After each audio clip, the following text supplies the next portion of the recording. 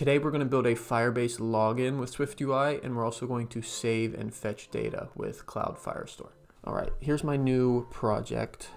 I think the first thing we should do is to create this login screen here.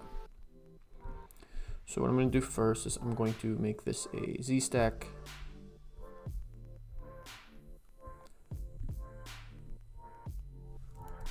We're going to start with color.black, and then we're going to make ignore safe area. We're going to start out with the rounded rectangle. We're going to go corner radius 30, style.continuous. We're going to go foreground style, .linear gradient. Colors, I'm going to use .pink and .red, but you guys can do whatever you'd like. I'm going to go top leading to bottom trailing.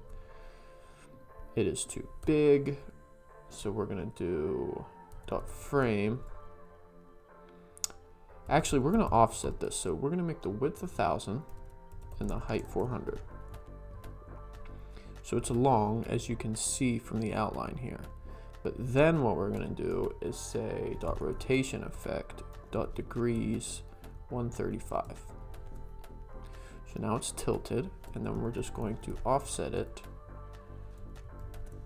up, which is -y 350. So that gives us this, cool look.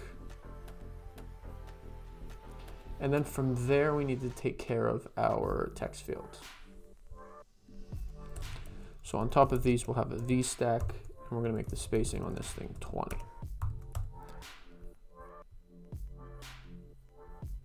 Let's start out with the welcome text. We're going to say .foreground color .white. .font is going to be .system size 40, weight .bold, design .rounded. Then we're going to say .offset, which is a sloppy way to do this, but it's all good.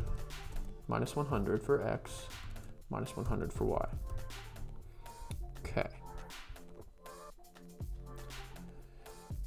For our text fields, we're going to say text field. We're going to put quote email, comma, text, and this is our binding. We're going to say $email. We're going to come to the top, and we're going to say at state private var email is equal to empty string. Might as well take care of the password now too. So state private var password empty string. Okay. So we got our text field. We're going to come down and say .foreground color .white. And we're going to say text field style is .plain. And you can see that this is stretching too far out because of our rounded rectangle. So we're going to come down to the V stack, bottom brackets, and we're going to say .frame width 350. And if you look very closely, you can see our email. So in order to make this look the way I wanted it to look, I had to come down here and write an extension to view. Here, I'll tell you what, I will paste this in the comments. Just since this is just like a little utility, I will share this in the comments. So you can just copy and paste it from there.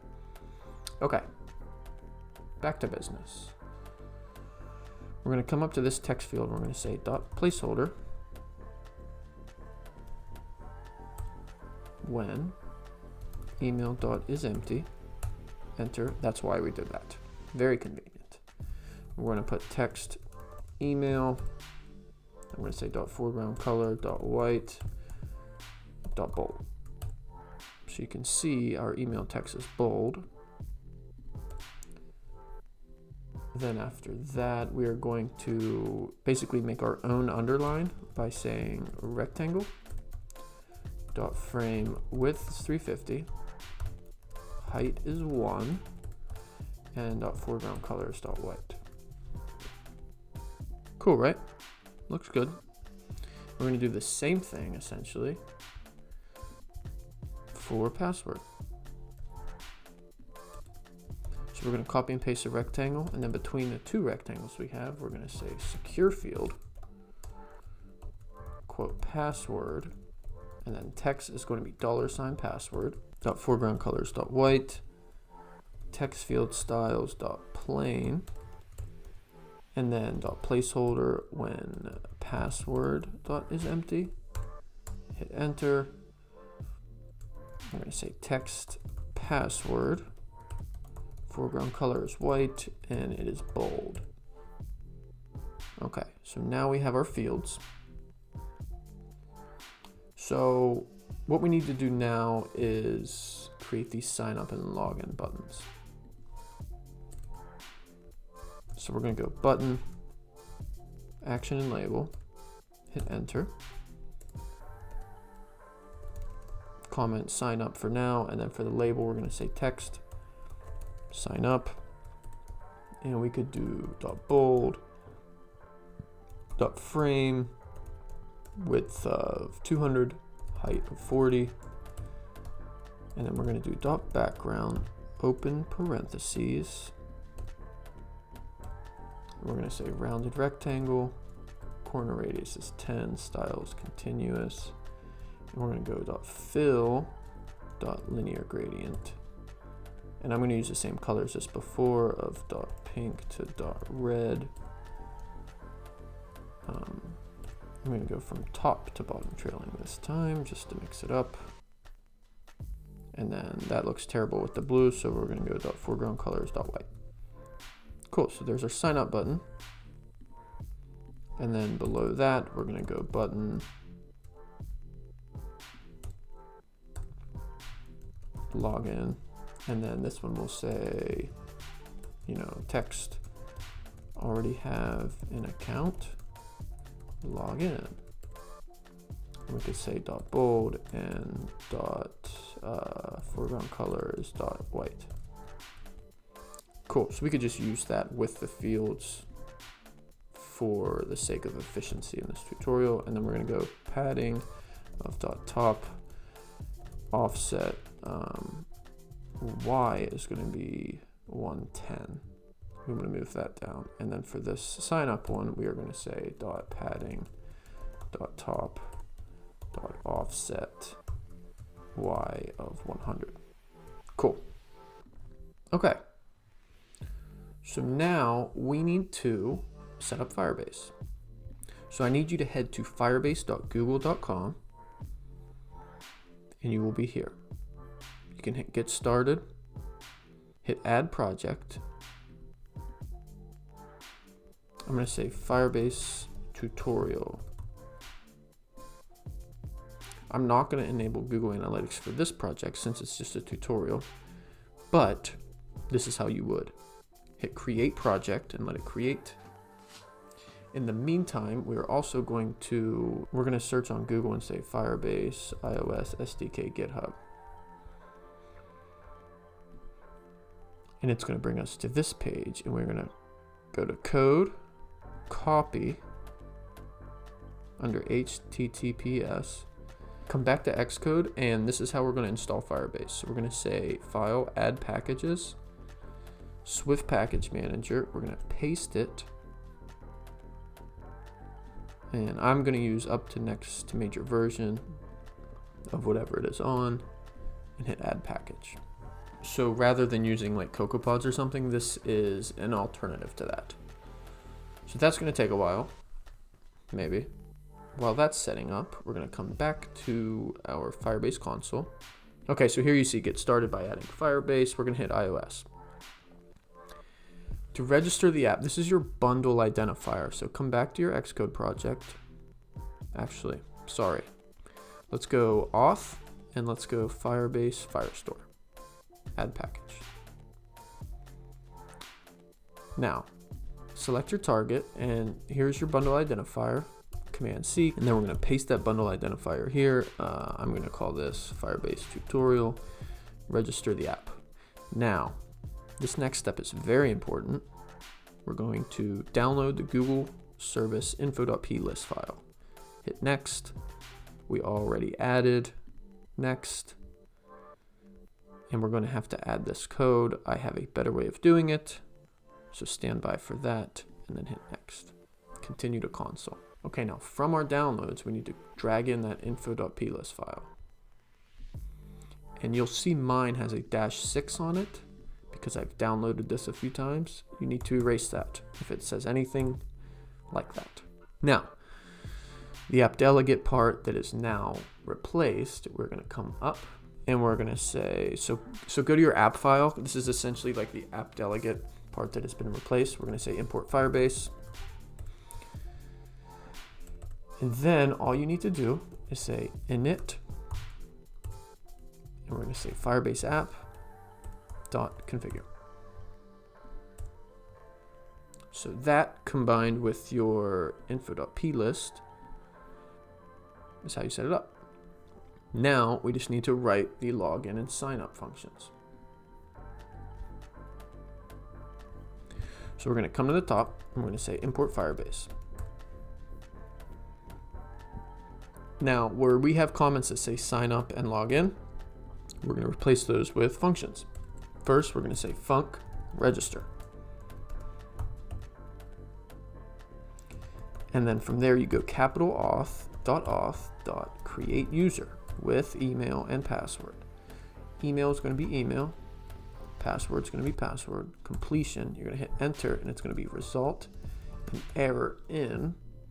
We're going to say if error is not equal to nil, we could just print, error dot localized description. And we can force unwrap this for now, which is not a safe practice, but we're going to do it for the sake of the tutorial since we checked and made sure it is not nil. Now, in our sign up part, we can just hit register. Next, we're going to handle the login part. So func login. And guys, I'm flying through this. Typically, this would have, maybe an alert for the error. This would have maybe another screen for the login. We're going to go auth.sign in, and you'll find a with email and password. So we're going to go same thing, email, password, completion is result,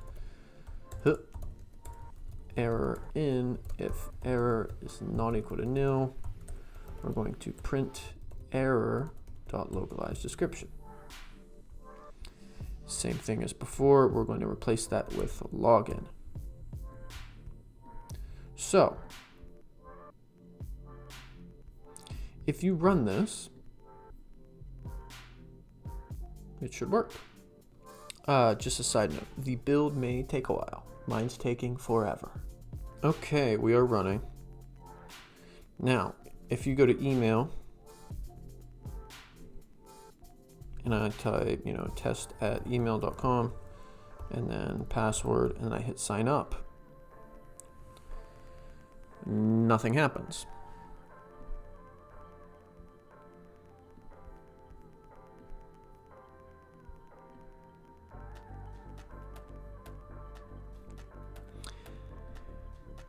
Nothing happens, and that's because we need to activate this authentication. My bad. We're going to go to email password and enable this and hit save. That's all we have to do. Okay, so I'm going to come back to Xcode, stop this. I'm just going to build and run this again. Now, test@email.com, password, sign up. Nothing happens, but you can see the log messages. So, come back to Firebase, hit users, and look, test@email.com has showed up. That means it works, guys. That means it's working, dude. All right, so good news, right? But we need to handle the navigation. So what we do is we come down, and where you see this .frame, we're going to come down and say .onAppear.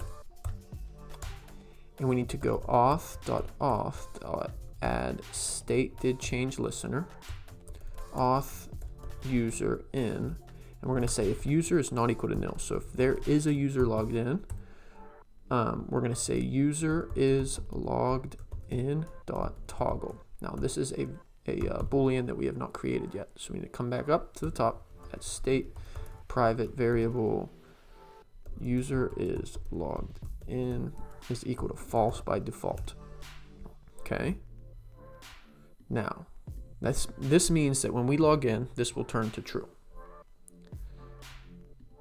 As of now, As of now, that doesn't mean anything, but what we're gonna do is select the, so double click the bracket for the Z stack, and we're gonna basically copy all of the Z stack, Command X to cut. Oh, undo, we have to include the ignore safe area. Command X to cut, and then we're right below body, we're gonna say var content of type some view, and we're gonna paste it. So var body is gonna say if user is logged in, comment, go somewhere, else content. So this is basically deciding what to show. Now we're gonna come up to the content view, right click, new file, and we're gonna call this list view. So essentially we're gonna show a list when our user is logged in. So come back, instead of go somewhere, we're gonna say list view with parentheses. So guys, this is where we're going to start getting into our Cloud Firestore and saving data. So let's create a data type, another new file. We're gonna call this, let's use dog for sake of simplicity. Delete everything. We're gonna say struct dog of type identifiable, and we're gonna say var ID is a string and var breed is a string. And let's go to our Firebase console and say Firestore database. We're gonna say create database and start in test mode for the sake of the tutorial. Basically, you wanna select the Cloud Firestore location closest to you, and I guess US Central is good for me. This will create our database. So what we're gonna do here, we're gonna show you how to read the data first, and then we will add. So we're gonna start a collection. This collection ID is going to be capital D, dogs. In its first document, we can say, auto ID, and for the field, we have ID, because remember we made that, and that's what we're going to decode essentially. And then we have a breed. So ID can be 1, breed can be pitbull.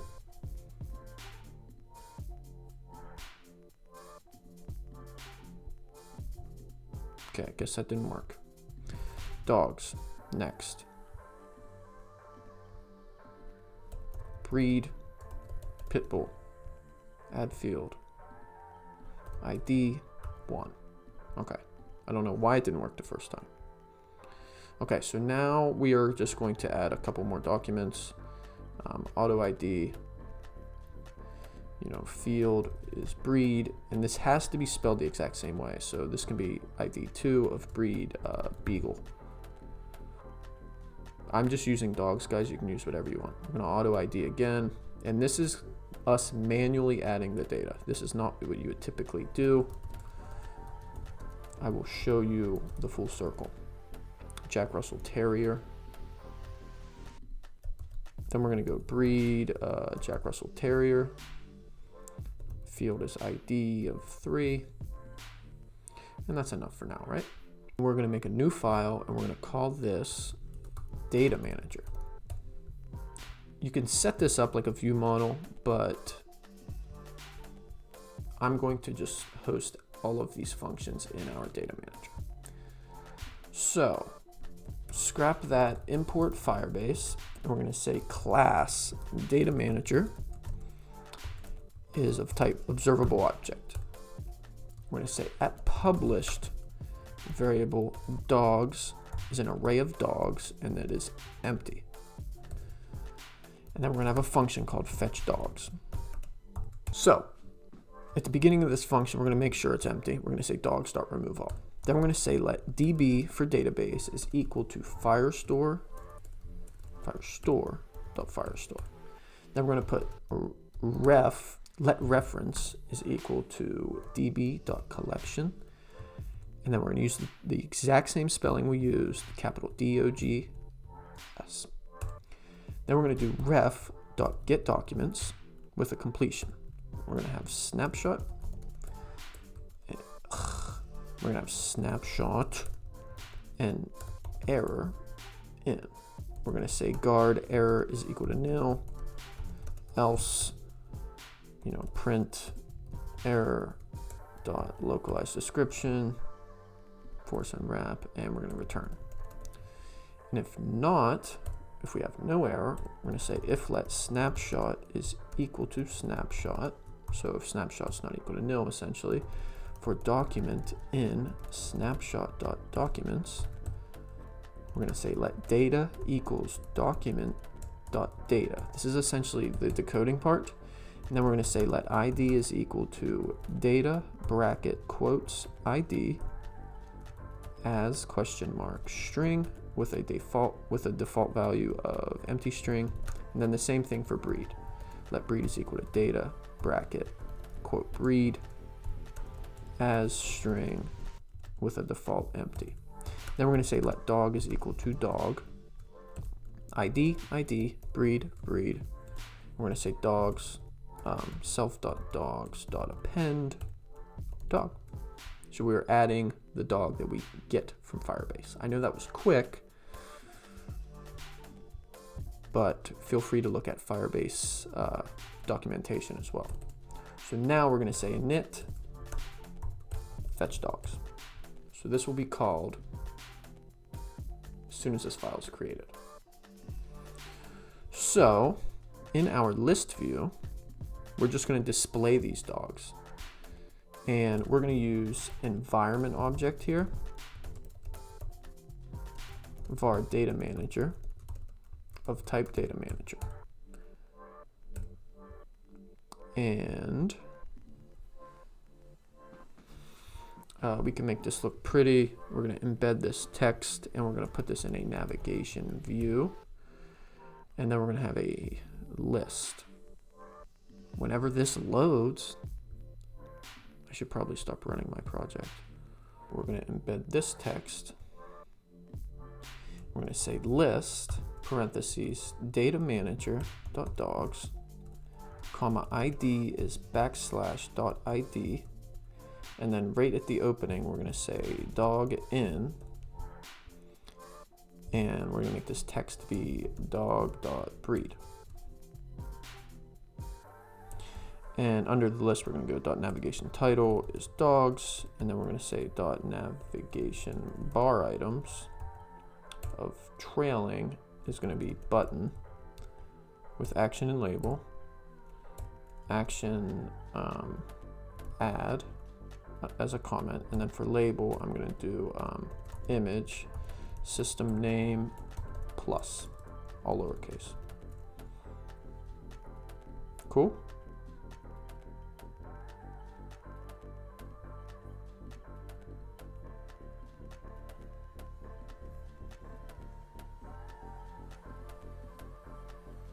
Preview's not working right now, so I'm going to run this.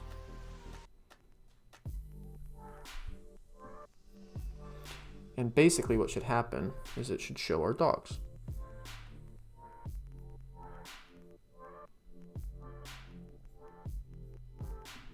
Okay, so what we need to do, we need to come to our app file and say at state object var data manager is equal to data manager. And then for window group content view, I'm going to change this to list view just so we could skip straight to our list without logging in. And I'm going to say environment object is data manager. Now it should work.